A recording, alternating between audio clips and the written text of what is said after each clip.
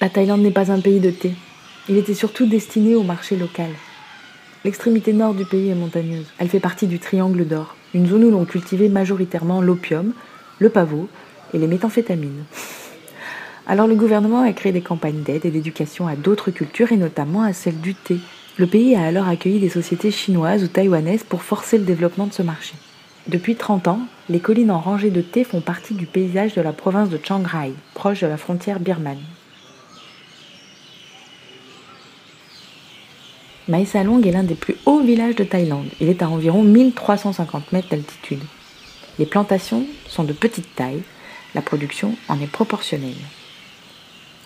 La terre et la météo sont parfaites pour accueillir les plantations de thé vert oolong. Les feuilles sont longues, de couleur brune-verte. Elles contiennent les deux principaux composés odorants du jasmin et aussi de la caféine. Voici Kudun. Elle a accepté que je la suive pendant une journée. Hommes et femmes travaillent sur ces collines. Les hommes s'occupent plutôt des parties difficilement accessibles. Ils se chargent aussi de l'entretien des théiers, leur taille et l'arrosage. J'ai rencontré surtout des femmes. Elles débrousaillaient, désherbaient et cueillaient. Tous habitent le village au-dessus des plantations. Kudun cueille 50 à 55 kilos de feuilles par jour. Son mari vend la cueillette à une usine de traitement pour plus ou moins 12 bahts le kilo. 12 bahts, c'est environ 30 centimes d'euros. Difficile d'en savoir plus parce que la langue nous sépare. Les employés de l'usine déposent les feuilles au soleil pour les laisser flétrir. Puis, ils les brassent pour en abîmer les bords et augmenter la surface d'oxydation.